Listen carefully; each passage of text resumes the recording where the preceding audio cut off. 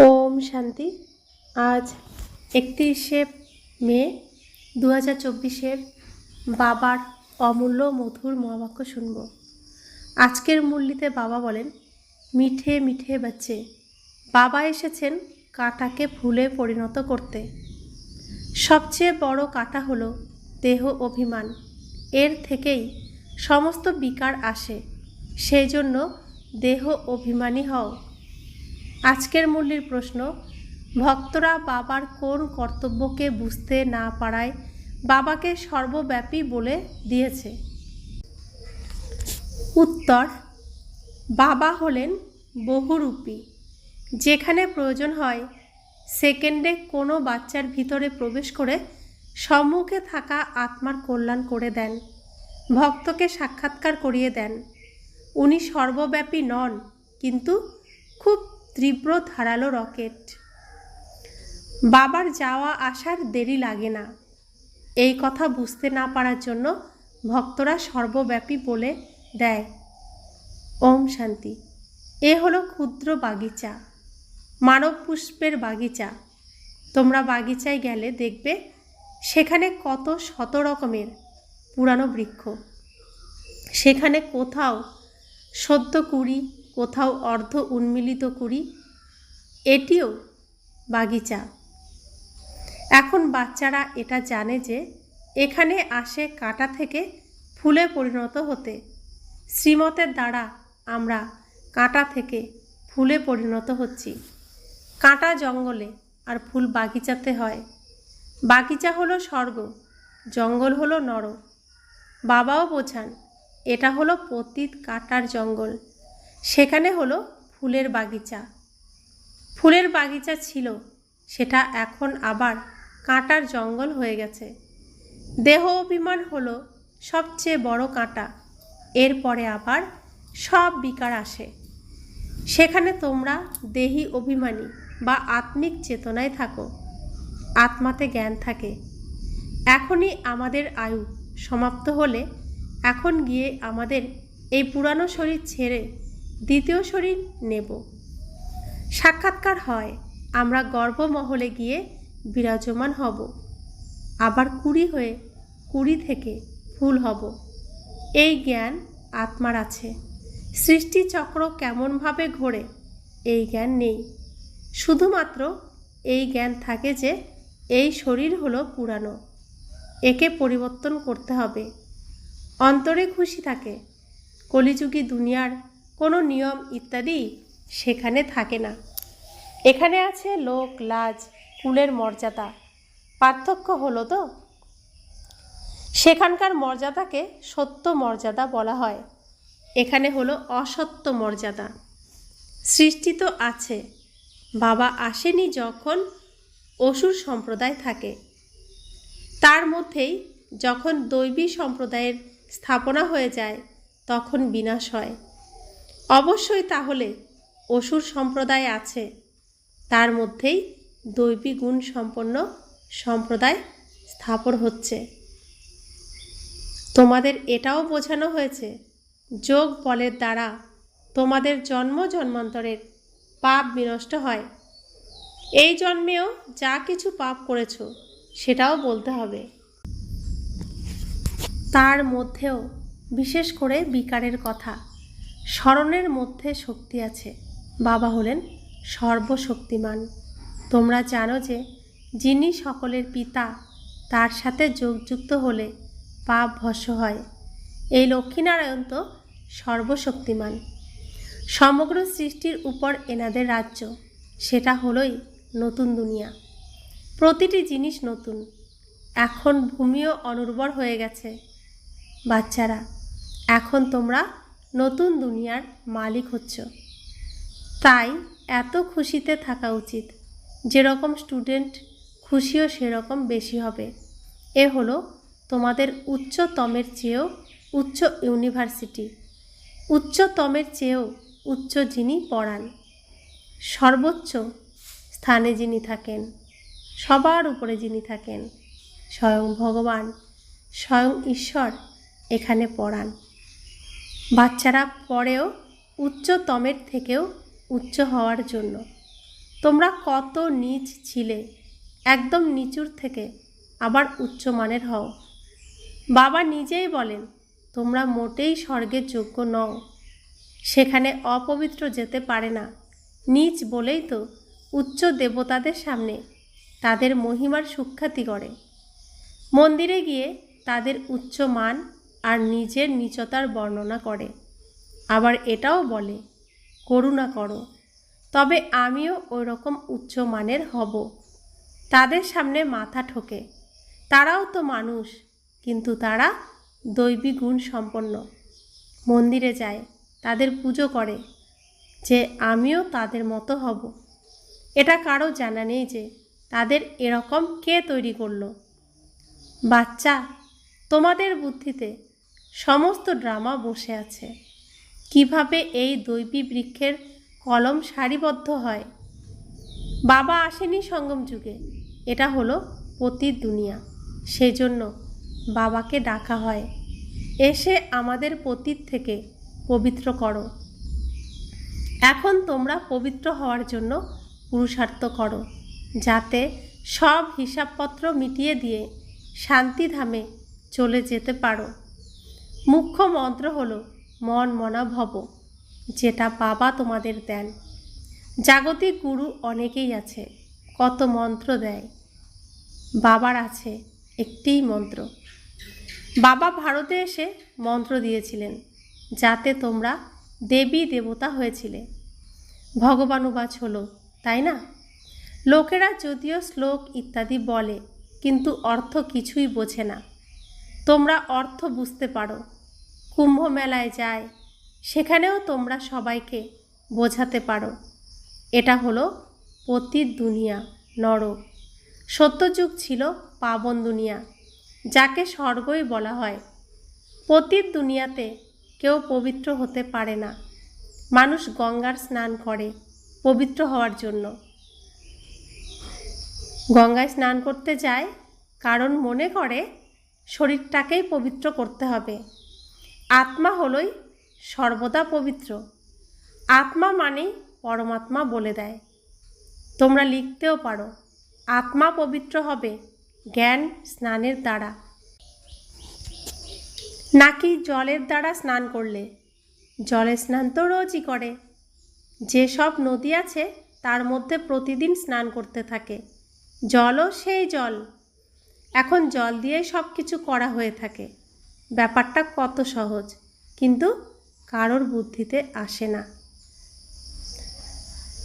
জলে প্রত্যেক দিনই স্নান করে গঙ্গার পাড়ে যারা থাকে, তাহলে প্রত্যেক দিনই পাপমুক্ত হয়, পূর্ণ আত্মা হয়। তাহলে তাদের অসুখ বিসুখ, দুঃখ দুর্দশা কেন থাকবে? জ্ঞানের দ্বারাই সেকেন্ডে সদ্গতি হয়। আবার বলা হয় জ্ঞান এতই অপরম অপার যে সমগ্র সমুদ্রকে কালি, জঙ্গলকে কলম আর ধরণীকে কাগজ বানালেও এই জ্ঞান অন্তহীন। বাবা প্রতিদিন ভিন্ন ভিন্ন পয়েন্টস বোঝাতে থাকেন।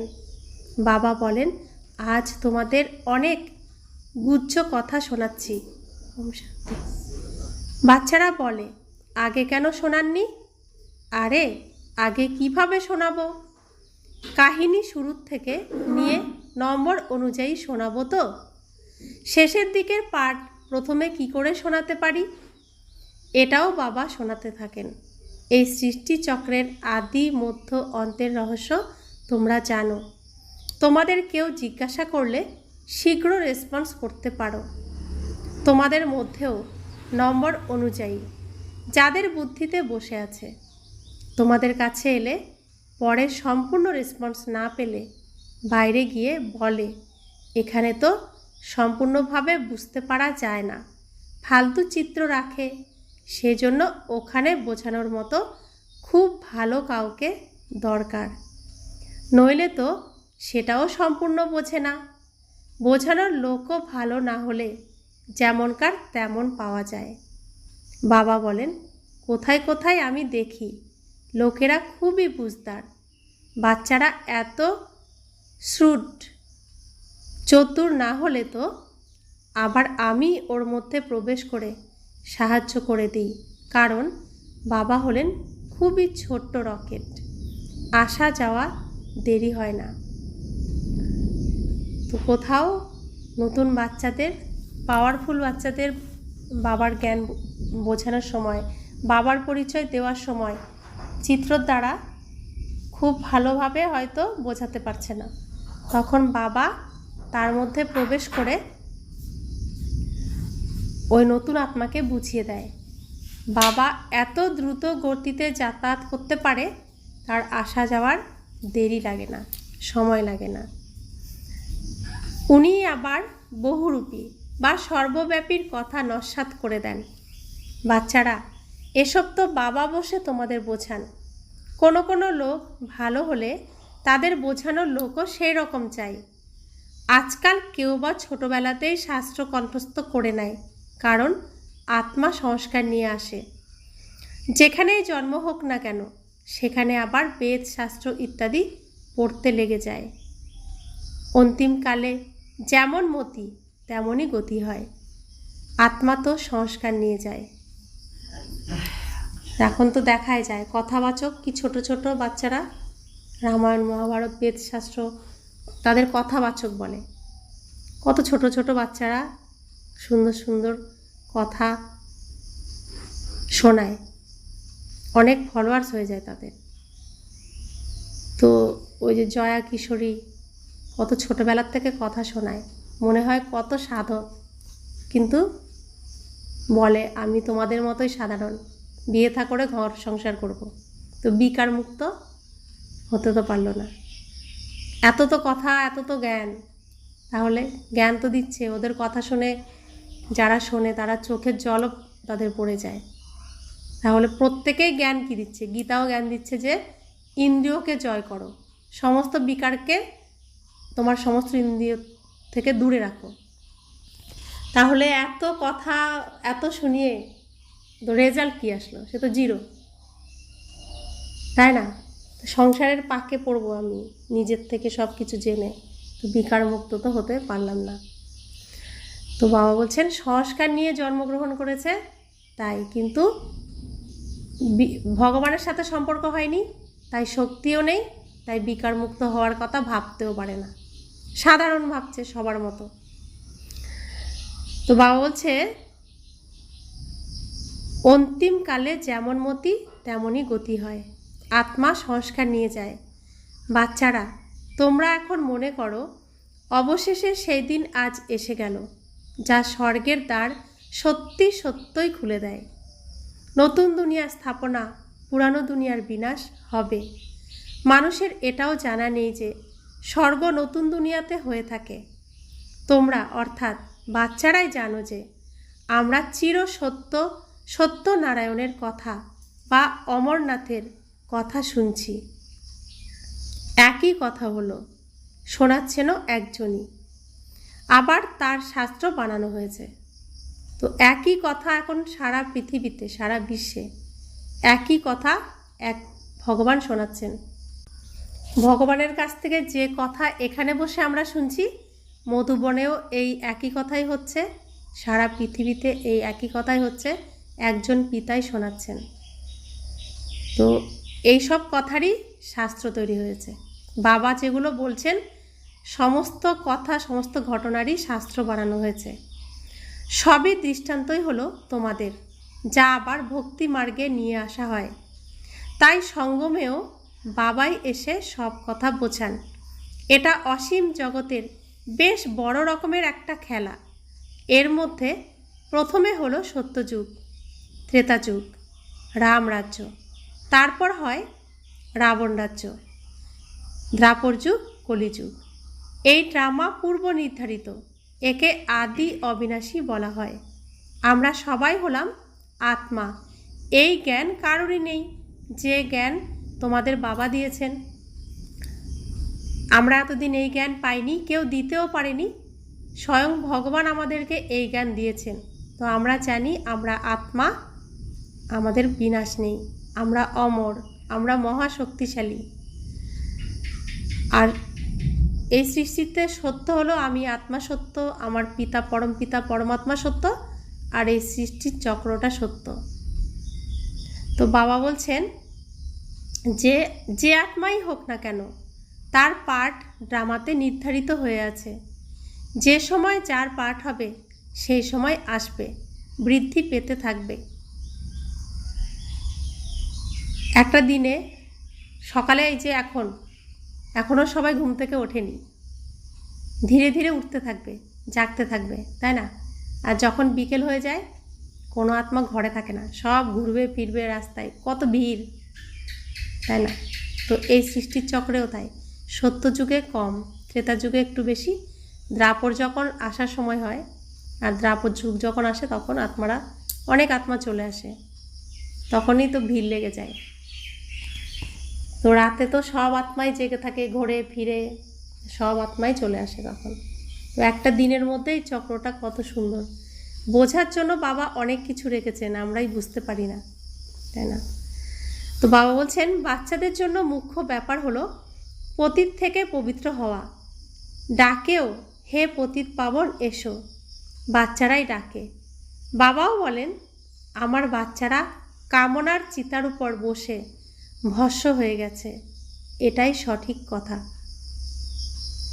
কামনা অর্থাৎ যে কোনো জিনিসের কামনাও, কারো বাড়িতে হয়তো 60,000 টাকার খাট আসলো,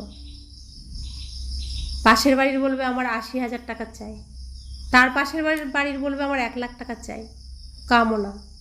কামনার দ্বারা কি হয়, যতক্ষণ না এই কামনা পূর্ণ হলো ততক্ষণ তার মধ্যে অন্য বিকারগুলো আসতে থাকবে। তো এটা পূর্ণ হলো, এটা শেষ, তো আরেকটা প্রতি চাহিদা আসবে তখন। তো এই কামনার থেকে, এই ইচ্ছার থেকে মুক্ত, অর্থাৎ আমার মনকে নিজেকেই আমার কন্ট্রোল করতে হবে। এটা হচ্ছে ইচ্ছা মাত্রম অবিদ্যা। বাবা এই শিক্ষা দিচ্ছেন, আমার যেটা প্রয়োজন আমি সেটাই আনব, যেটা প্রয়োজন নয় সেটার মধ্যে আমি যাবই না। তা আমার 60,000 টাকার 1 লাখ টাকার খাট না হলেও চলবে, তাই না? তা আমার সামর্থ্য অনুযায়ী আমাকে চলতে হবে। এগুলো অপচয়, আর কিছুই না।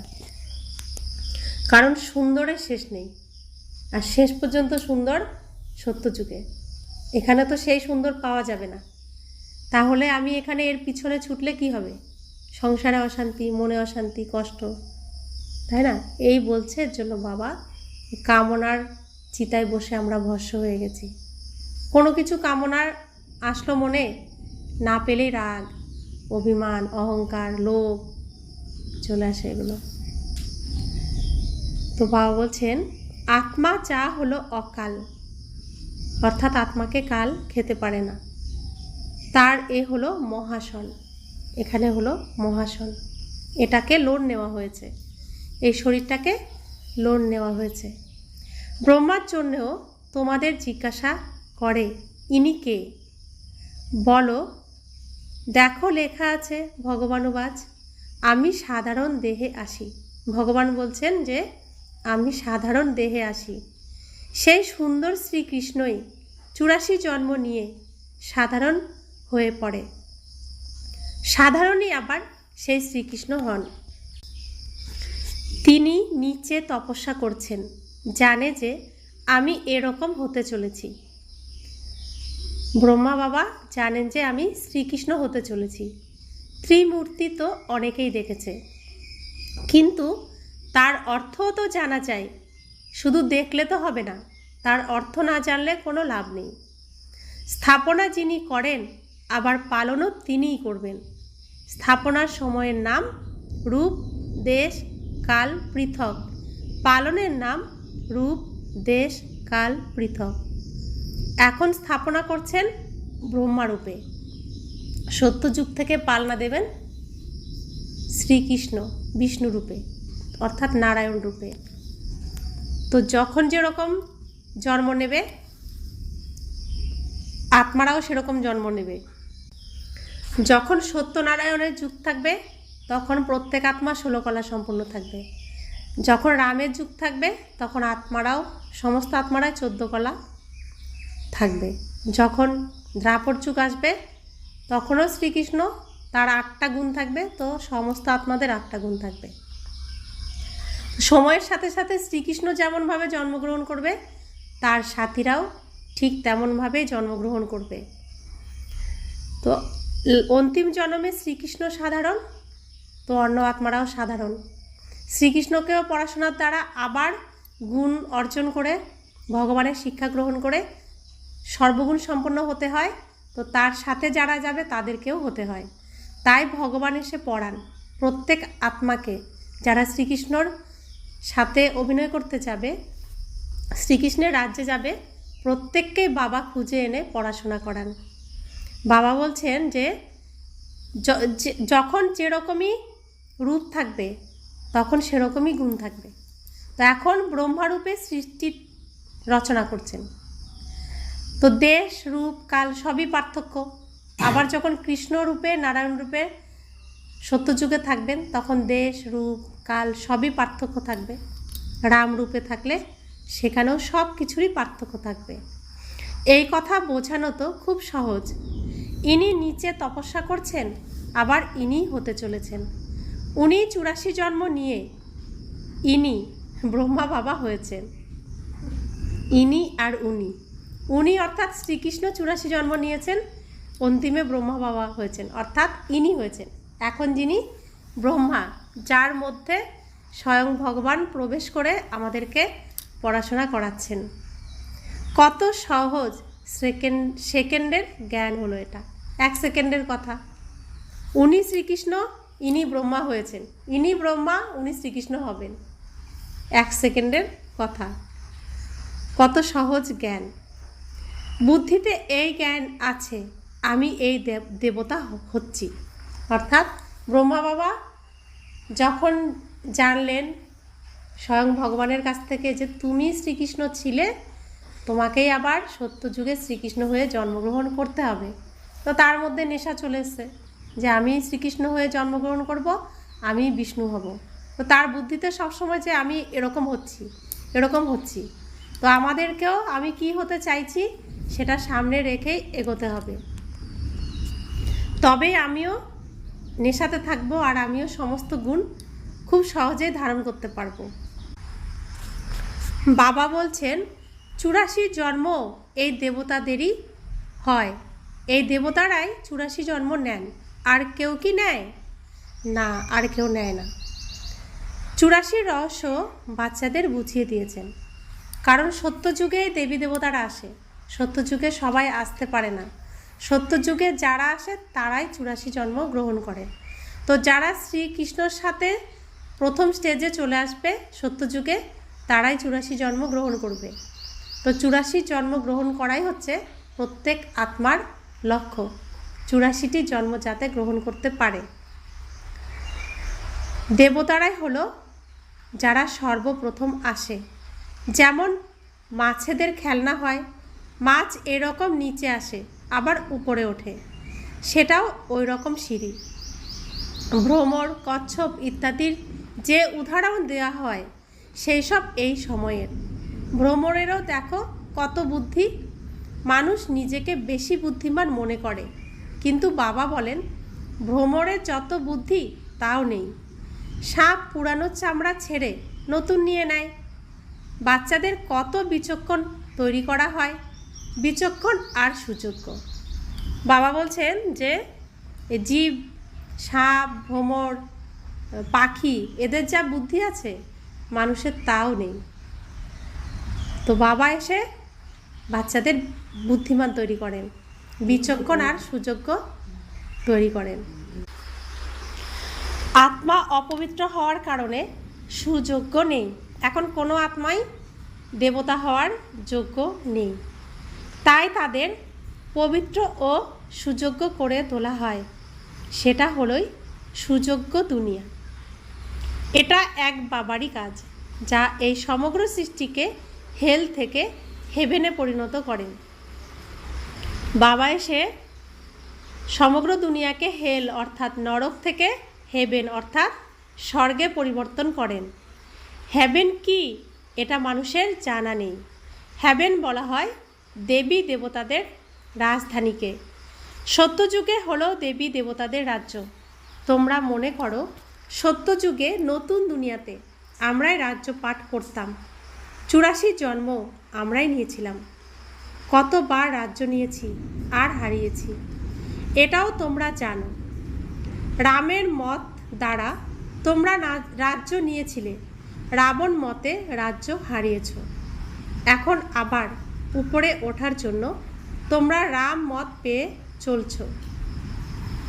রাম মত অর্থাৎ স্বয়ং ভগবানের মত পেয়েছি, শ্রীমত পেয়েছি। যে চলবে সে পাবে, যে চলবে না সে নিচে আরও নরকে পতিত হবে।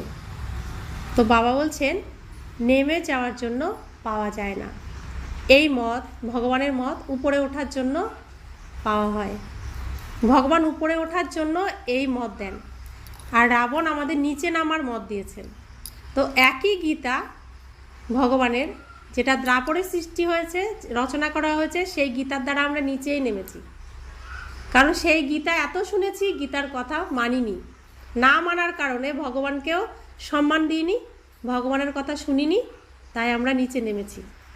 এখন সত্য পিতা আবার সত্য জ্ঞান দিচ্ছেন, সত্য গীতা জ্ঞান দিচ্ছেন, যার দ্বারা আমরা আবার উপরে উঠছি। অর্থাৎ গীতাকে আমরা মানছি, যে মানবে সেই উঠবে, যে মানবে না সেই নিচে নামবে। তো বাবা বলছেন বেশ ভালোই তো বুঝতে পারো, কিন্তু ভক্তিমার্গের বুদ্ধি চেঞ্জ হয় অনেক বিড়ম্বনায়। ভক্তিমার্গের শো অনেক, সে যেন পাকের ডোবার মতো একদম গলা পর্যন্ত ডুবে যায়। সবার সব কিছু যখন সমাপ্ত হয় তখন আমি আসি, সবাইকে জ্ঞানের দ্বারা ঊর্ধ্বলোকে নিয়ে যাই। আমি এসে এই বাচ্চাদের দ্বারা কার্য করাই। বাবার সাথে কার্য করার জন্য তোমরা অর্থাৎ এই ব্রাহ্মণরাই আছো, যাদের ক্ষুধায় খিদমতকার, ঈশ্বরের সাহায্যকারী বলা হয়। কি বলছেন আমাদেরকে বাবা? ক্ষুধায় খিদমতকার, ঈশ্বরের দূত, পয়গম্বর, ঈশ্বরের বার্তাবাহক। তো কতটা সৌভাগ্য আমাদের, ঈশ্বরের বার্তা আমরা অন্যদেরকে পৌঁছে দিচ্ছি। বাবা বাবার সমান সম্মান দিচ্ছেন আমাদেরকে। বলছে তোমরা ব্রাহ্মণ বাচ্চারাই শুধু আছো যারা বাবাকে সাহায্য করতে পারো। তোমরাই ক্ষুধার খিদমতকার, অর্থাৎ ক্ষুধার সহযোগকারী, ভগবানের সহযোগকারী। তো কতটা সম্মান দিচ্ছেন আমাদেরকে। বাবা বলছেন এটা সর্বশ্রেষ্ঠ রকম সাহায্য করা, এটা হচ্ছে শ্রেষ্ঠ কর্ম, যে শ্রেষ্ঠ কর্মের দ্বারা আমরা বৈকুণ্ঠ লাভ করতে পারবো। তো প্রত্যেকটা জন্মই বাবা বাবার সাহায্য করার জন্যই পাঠান। বাবার যে শ্রেষ্ঠ আচার আচরণ শিক্ষা, সেই শিক্ষায় যাতে আমরা চলতে পারি তাই পাঠান এই পৃথিবীতে। আমরা এসে কি করি? রাবণের মতে চলি, রাবণের মতো আচরণ করি। এই অন্তিম জন্মে তাই বাবা আসেন। আত্মসময় নেই, এরা নিজেকে আর পরিবর্তন করতে পারবে না, আমাকেই আসতে হবে। তো তিনি আসেন, আমাদের সুশিক্ষা দেন, তারপর আমরা আমাদেরকে পরিবর্তন করার চেষ্টা করি। বাবা বলছেন বাচ্চাদের শ্রীমত প্রাপ্ত হয়, এরকম এরকম করো। বাবা প্রত্যেক দিন বলেন যে এরকম করো, এরকম করো, এভাবে চলো, ভাবনা এরকম ভাবো, কর্ম এরকম করো, এরকম বলো। সব কিছুই বাবা আঙুল ধরে ধরে শিখিয়ে দিচ্ছেন। প্রত্যেকটা সেকেন্ডের জন্য আমাদেরকে শ্রীমত দিচ্ছেন। আবার ওর থেকে ঝেড়ে বেছে বেরোয়। বাবা শ্রীমত দিচ্ছেন, যে যেরকম মানছে সেরকম। এখানে শুরুতে কত আত্মা এসছে, এখন ঝেড়ে বেছে কতজন আছে, তাই না? তো বাছাই, আরও বাছাই হবে, যত দিন যাবে আরও বাছাই হবে। তো বাবা বলছেন এটাও নতুন কথা না। পূর্ব কল্পে যতজন দেবী দেবতা হয়েছিল তারাই আবার হবে, ড্রামায় নির্ধারিত। দেবী দেবতার সংখ্যা কতজন? সিংহাসন 16,108। তো 16,108ই ভালো করে পুরুষার্থ করবে, তার মধ্যে 108 আরও ভালো, 8 জন আরও ভালো, আর শ্রীকৃষ্ণ রাধা তো সর্বশ্রেষ্ঠ, নাম্বার ওয়ানে। তো বাবা বলছেন তোমাদের শুধুমাত্র ঈশ্বরীয় বার্তা পৌঁছে দিতে হবে। কি বার্তা? যে ভগবান এসেছেন, তার কাছে সুখ শান্তি প্রাপ্ত করো। তার কাছে আসলে তোমরা সুখী হবে, সুখী পরিবার পাবে, নিশ্চিন্ত জীবন পাবে। এটুকুই আমাদের বার্তা সবার কাছে পৌঁছাতে হবে। বাবা বলছেন খুব সহজ এটা। তোমরা জানো ভগবান আসেনি কল্পের সঙ্গমে, যখন ভক্তি ফুল ফোর্সে থাকে। এখন ভক্তি ফুল ফোর্সে, যেখানে পুজো হতো না সেখানে পুজো হয়, যারা পুজো করতো না তারাও পুজো করে এখন। বাবা এসে সবাইকে নিয়ে যান। তোমাদের উপর এখন বৃহস্পতির দশা, সকলেই স্বর্গে যায়। আবার পড়াশোনায় নম্বর অনুযায়ী হয়। কারোর উপর মঙ্গলের দশা, কারোর উপর রাহুর দশা বসে। আমাদের মধ্যেও যারা ব্রাহ্মণ বাচ্চা তারা রাহুর দশায় ছিলাম, মঙ্গলের দশায় ছিলাম। বাবা সেখান থেকে নিয়ে এসে এখন নিজের ছত্রছায়ায় রেখেছে। আমাদের এখন বৃহস্পতির দশা। তো বৃহস্পতির দশা আমাদের কতটা আসে, রাহুর দশা আমরা কতটা কাটাতে পারি, সবটাই আমাদের উপর নির্ভর করছে। যতটা আমি নোংরাকে পরিষ্কার করব, দান করব বাবার কাছে, আর বাবার থেকে যা পাচ্ছি সেটা আমি অন্যদেরকে দান করব, ততই আমার রাহুর দশা, কেতুর দশা, মঙ্গলের দশা সব কেটে যাবে, আর বৃহস্পতির দশা আমার উপর থাকবে। তো সম্পূর্ণ বৃহস্পতির দশা নিতে গেলে সম্পূর্ণ মনকে পরিষ্কার করতে হবে, কিন্তু আমরা চেষ্টা করছি, আরও চেষ্টা করতে হবে। अच्छा, मीठे मीठे सिकिला दे बच्चों प्रति माता पिता बाप दादा का याद प्यार और गुड मॉर्निंग। रूहानी बाप की रूहानी बच्चों को नमस्ते। हम रूहानी बच्चों की रूहानी माता पिता बाप दादा को याद प्यार, गुड मॉर्निंग और नमस्ते नमस्ते नमस्ते। शुक्रिया बाबा, शुक्रिया बाबा, शुक्रिया। धारणार जन्य मुख्य सार एक, सुयोग्य लायक और सुबुद्धि सम्पन्न हওয়ার জন্য পবিত্র হতে হবে। সমগ্র দুনিয়াকে হেল থেকে হেভেনে পরিণত করার জন্য বাবার সাথে সার্ভিস করতে হবে। ঈশ্বরের সাহায্যকারী, খুদায় খিদমতগার হতে হবে। 2, কলিযুগী দুনিয়ার নিয়ম কানুন, লোক লাজ, কুলের মর্যাদা ছেড়ে সত্যিকারের মর্যাদা সমূহের লালন পালন করতে হবে। দৈবী গুণ সম্পন্ন হয়ে দৈবী সম্প্রদায়ের স্থাপনা করতে হবে। তো কলিযুগে আমরা কি ভাবি, বাবার ঘরে যাব, লোকে কি বলবে, সাদা পোশাক পরব, লোকে কি বলবে, বাবার কথা শোনাবো, লোকে কি বলবে। তো লোক লাজ, কুলের মর্যাদা নিয়েই ব্যস্ত। বাবা বলছে এসব ছাড়ো, বলছে সত্যিকারের মর্যাদা। সত্যিকারের মর্যাদা কি? পবিত্রতার কাছে অপবিত্রতা সবসময় মাথা নত করে। তো আমাকে পবিত্রই হতে হবে।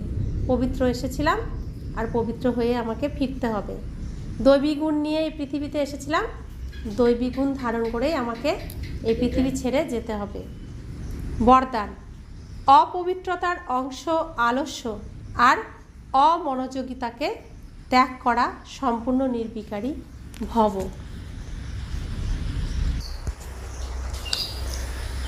দিনচর্চার কোনো কর্মে উপর নিচ হওয়া, আলস্য আসা বা অমনোযোগী হওয়া, এসব হলো বিকারের অংশ। পূজনীয় হওয়ার ক্ষেত্রে যার প্রভাব পড়ে, যদি তোমরা অমৃতবেলায় নিজেকে জাগ্রত স্থিতিতে অনুভব না করো, বাধ্যবাধকতা ভেবে বা আলস্যের সাথে বসো, তাহলে তোমাদের পূজারীরাও বাধ্যবাধকতা মনে করে বা আলস্যের সাথে তোমাদের পূজা করবে। তাই আলস্য আর অমনোযোগিতাকে ত্যাগ করে দাও, তবে সম্পূর্ণ নির্বিকারী হতে পারবে। তো বাবা বলেন যেমন অন্ন তেমন মন, আবার যেমন মন তেমন প্রকৃতি পরিবেশ। সত্যযুগে দেবী দেবতাদের মন থাকে কত পবিত্র, কত সুন্দর, তো প্রকৃতিও তেমনই থাকে। আর এখন আমাদের মন কত অপবিত্র, কত নোংরা। তো প্রকৃতিও কি চারিদিকে বিষাক্ত, বায়ু দূষণ, জল দূষণ, ভূমি দূষণ, সব কিছুই দূষণ। আমাদের মন দূষণ, তো প্রকৃতিও দূষণ। তাই বাবা বলছেন যে সত্য। তো ভগবান বলছেন যে, বাবা বলছেন যে এর জন্য তুমি একদম নিজে পরিষ্কার পরিচ্ছন্ন, সবসময় গোলাপের মতো ফুটে থাকবে। তো তোমার যে ভক্ত তারাও সেরকমই তোমার আনন্দ সহকারে পূজা করবে, বাধ্যবাধকতামূলক পূজা করবে না, আনন্দ সহকারে। নিজে যদি পরিষ্কার হয় তাই মনে করো অন্য পরিষ্কার, ওনায় পরিষ্কার, সব আমরা পরিষ্কার, পরিষ্কারে মিলা গেল। তো বাধ্যবাধকতা হয়ে কোন দেবীর পূজা করি আমরা? কোন দেবীর পূজা করি? বাধ্য হয়ে পূজা করি কোন দেবীর?